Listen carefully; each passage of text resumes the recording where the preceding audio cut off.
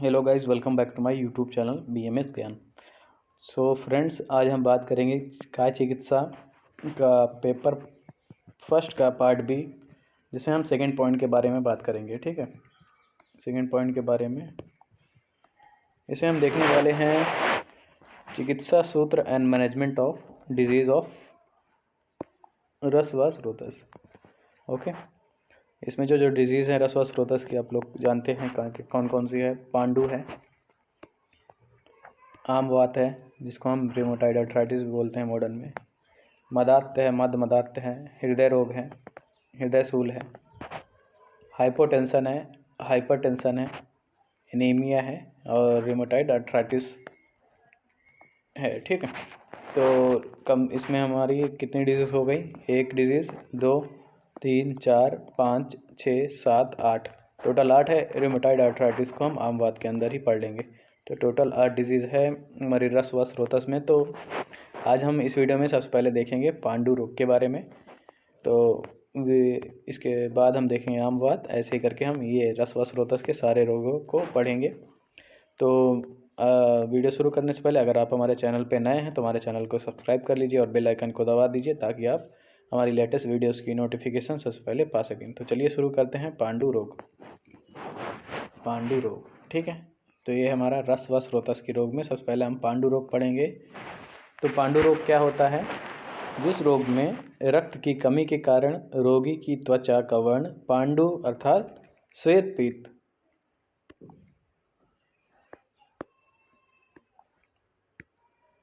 पीत हो जाता है, उसे पांडु रोग कहते हैं। आधुनिक चिकित्सा शास्त्र में इसे एनीमिया कहा जाता है। तो आप लोग जानते हैं कि पांडु रोग क्या है। सिंपल सा हम इसको एनीमिया बोलते हैं। एनीमिया मतलब क्या होता है? खून की कमी, या इसको बोलेंगे रक्त की कमी। तो जिस रोग में रक्त की कमी हो जाती है और रक्त की कमी होने से क्या होगा, जो त्वचा का वर्ण हो जाएगा वो पांडु वर्ण हो जाएगा। पांडु वर्ण मतलब होता है हमारा श्वेत पीत। वाइटिस येलो जो होता है ना, उसे हम क्या कहते हैं? पांडु वर्ण बोलते हैं। ठीक है, वाइटिस येलो, येलोइस वाइटिस या येलो वाइटिस येलो बोल देंगे, तो इसे हम पांडु रोग कहते हैं। ठीक, इसके बाद क्या देखेंगे हम? सामान्य निदान। संदर्भ ग्रंथ में आप ये देख सकते हैं। अगर आपको सुश्रुत में देखना है तो ये इसलिए दिए गए कि अगर आप सुश्रुत संहिता से पढ़ना चाहते हैं पांडु रोग, तो कहाँ मिलेगा वो? आपको उत्तर तंत्र अध्याय 44 में मिलेगा, अष्टांग हृदय के निदान स्थान अध्याय 13 में मिलेगा और चिकित्सा स्थान में अध्याय 16 में मिलेगा। इस प्रकार से आप संदर्भ ग्रंथ में अगर आपको और रेफरेंस चाहिए तो वहाँ से आप पढ़ सकते हैं। तो क्योंकि मगर हमारा क्या है, हमको यहाँ पे चरक का पढ़ना है और चरक का भी पढ़ना है, सुश्रुत का भी पढ़ना है। मतलब जो इस चैप्टर में दिया होगा जिसके अनुसार उसके अनुसार पढ़ना है। इस वजह से ज़्यादा हम ग्रंथों में नहीं जाएंगे, नहीं तो उसमें बहुत ज़्यादा टाइम लग जाएगा और बहुत ज़्यादा मैटर हो जाता है। तो इस वजह से हमको शॉर्ट फॉर्म में पढ़ना है। 10-15 नंबर के हिसाब से अगर आ जाए एग्ज़ाम में तो हम लिख सकें। तो सबसे पहले हम देखते हैं सामान्य निदान। ठीक है, तो सबसे पहले अगर पांडु रोग है तो आपको क्या लिखना है? डेफिनेशन लिखना है कि पांडु रोग क्या है। रक्त की कमी के कारण पांडु रोग होता है। इसमें त्वचा का वर्ण कैसा हो जाता है? पांडु वर्ण का हो जाता है, अर्थात शीतपित्त वर्ण का हो जाता है। फिर उसके बाद बोल देंगे कि इसको आधुनिक मत अनुसार क्या बोलते हैं? एनीमिया बोलते हैं।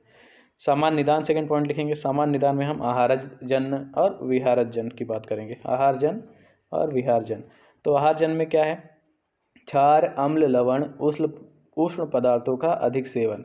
तो जब हम इन पदार्थों का अधिक सेवन करेंगे तो उसके कारण पांडु रोग होता है। विरुद्ध आहार के कारण सेम, मांस, तिल तैल व मद का अधिक सेवन से, मिट्टी सेवन से पांडु रोग होता है। मिट्टी सेवन से कौन सा रोग होता है? मृद भक्षण पांडु होता है। ठीक है, मृद भक्षण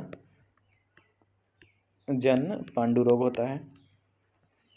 विहारजन में देखते हैं तो हम दिन में सोना हो गया हमारा, अति व्यायाम, अति मैथुन, पंचकर्म सम्यक प्रकार से ना होने से। जब शोधन चिकित्सा जो है हमारी पंचकर्मा है उसका हम सम्यक प्रकार से जब नहीं होता है, चाहे उसका आयोग हो जाए, अति योग हो जाए, तो उसके कारण भी पांडु रोग और विभिन्न रोग होते हैं। मलमूत्र आदि वेगों को धारण करने से तथा चिंता, भय, शोक आदि से। ठीक है, तो इसमें आपको मेन आहारजन वाला याद करना है क्योंकि ये इम्पोर्टेंट है। क्षार, अम्ल, उष्ण, लवण व उष्ण पदार्थ के सेवन से, अत्यधिक सेवन से, याद रखिएगा, विरुद्ध आहार के कारण, और सेम, मांस, तिल तैल व मद्य का अधिक सेवन से। और मिट्टी सेवन से। तीन तीन चार पॉइंट दिया, इसको आप बिल्कुल कंठस्थ कर लीजिए, इसको याद कर लीजिए। बाकी जो विहार जन्म में है आप लिख सकते हैं कि दिन में सोना, अति व्यायाम, अति मैथुन, पंचकर्म का अति योग, वेग धारण, ये सब आप लिख सकते हैं अपने से। क्रियात्मक पक्ष देख लेते हैं थोड़ा सा, देखिए। तो अम्ल, लवण या उष्ण पदार्थ का सम्यक सेवन क्या करता है, रक्तवर्धक होता है ना। देखिए, अम्ल, उष्ण, लवण पदार्थों का सम्यक सेवन रक्तवर्धक होता है, जानते ही हैं हम। यदि इन पदार्थों का अधिक सेवन किया जाए और अधिक अधिक शारीरिक व मानसिक श्रम किया जाता है तो रक्त की अल्पता होती है। ठीक है, आगे हम संप्राप्ति देखेंगे किस प्रकार से ये चीज़ हो रही है। ठीक है, संप्राप्ति में क्या लिखा है, देखिए पहले आपने क्या लिखा, यहाँ निदान लिख दिया, इसके बाद आपको संप्राप्ति लिखनी है।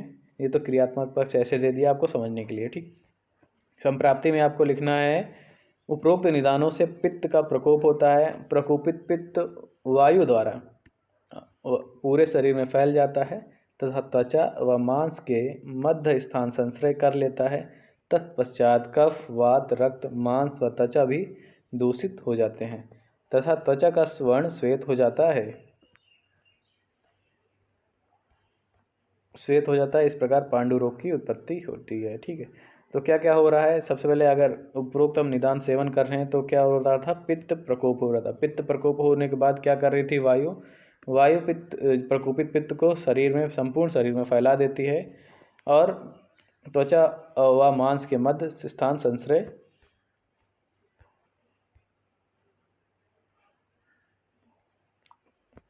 कर लेता है। वो जो प्रकोपित पित्त रहता है वो त्वचा और मांस के मध्य स्थान संश्रय कर लेता है, जिसके कारण क्या होगा, कफ, वात, रक्त, मांस व त्वचा को दूषित करता है और त्वचा का वर्ण श्वेत पीत हो जाता है। इसे पांडु रोग की उत्पत्ति होती है। ठीक है, ये पांडु रोग की उत्पत्ति हो जाती है।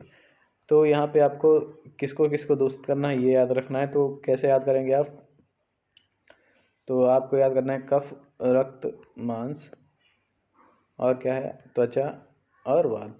ठीक है, तो ऐसे याद करना कि टीवी पे कर्मा मूवी आ रही थी, कर्मा, तो KRM से याद करिए, कर्मा, टीवी पे कर्मा मूवी आ रही थी जिसका देखने से सभी को पांडु रोग हो गया। ऐसे ट्रिक बना है, बाकी इसमें कोई लॉजिक नहीं है। ठीक, तो इस प्रकार से याद रखिए, क्योंकि बहुत लोग भूल जाते हैं ना कि कफ, वात तो था, उसके बाद क्या क्या था। तो ये याद रखिएगा कि त्वचा में भी तो आश्रित कर रहा है, त्वचा में आश्रित करने के साथ साथ मांस में भी आश्रित कर रहा है और रक्त तो दूषित हो ही रहा है, कफ, वात तो इन्वॉल्व है ही है। तो इस प्रकार से भी याद कर सकते हैं, समझ के भी। फिर हम देखते हैं संप्राप्ति घटक। संप्राप्ति घटक क्या क्या है, दो संप्राप्ति घटक में चार से या पांच चीज़ें हमको बस लिखनी है। तो सबसे पहले हम लिखेंगे कि जो इसका दोष क्या कौन सा है, देखिए दोष कौन सा है, पित्त प्रधान त्रिदोष प्रकोप है। प्रधान कौन सा है, पित्त दोष प्रधान है। बाकी तीनों दोषों का इन्वॉल्वमेंट है, मगर इसमें पित्त प्रधान है। दोष कौन से हैं, तो रस, रक्त, मांस व त्वचा। इसी को हम अभी याद किए थे, रस, रक्त, मांस व त्वचा। ठीक है, स्रोतस कौन कौन से हैं, रस व और रक्त व स्रोतस है। अब रस व और रक्त व स्रोतस इन्वॉल्व है तो रस धातु और रक्त धातु तो दूषित होगी। अधिष्ठान क्या है, त्वक अधिष्ठान है ना, त्वचा में हो रहा है ना। इस प्रकार से आप संप्राप्ति घटक याद कर लिया। फिर उसके बाद आपको पूर्व रूप याद करना है। ये जो श्लोक है इसको आप कंठस्थ कर लीजिए, चाहे इसको ध्यान में रखिएगा, क्योंकि ये श्लोक देके कभी कभी पूछता है कि ऐसे दे देगा श्लोक, हृदय स्पंदनम रोक्षम स्वेदाभावा श्रमस्तथा। तो आपको याद रहना चाहिए कि ये कहाँ का श्लोक है। हृदय स्पंदन कहाँ होता है, पांडु रोग में होता है। रुचिता कहाँ होती है, त्वचा में रुचिता की बात कर रहा है वो पांडु रोग में। स्वेद अभाव मतलब श्वेत का न निकलना, और श्रमस्तथा मतलब श्रम, बिना परिश्रम किए थकावट का होना। किस किस रोग, कौन से रोग में होता है, तो आप बताइएगा।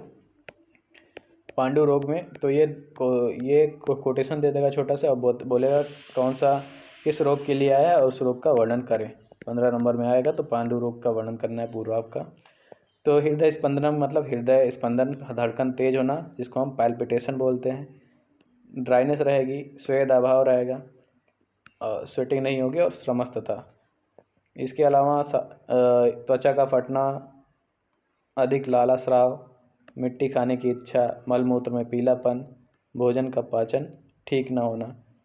क्योंकि पित्त की विकृति हो गई तो भोजन सही से पचेगा नहीं। मल मूत्र पीला होगा, पित्त विकृत हुआ है। इस प्रकार से आप ध्यान रखिएगा।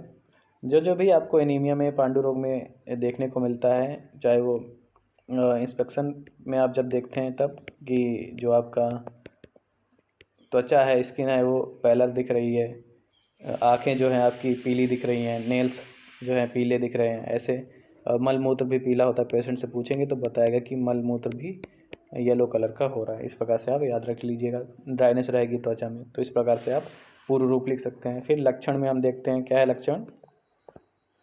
सो अल्प रक्तो अल्प मेदस्को निसारा शिथिल इंद्रिय। तो ये भी श्लोक ध्यान में रखिएगा।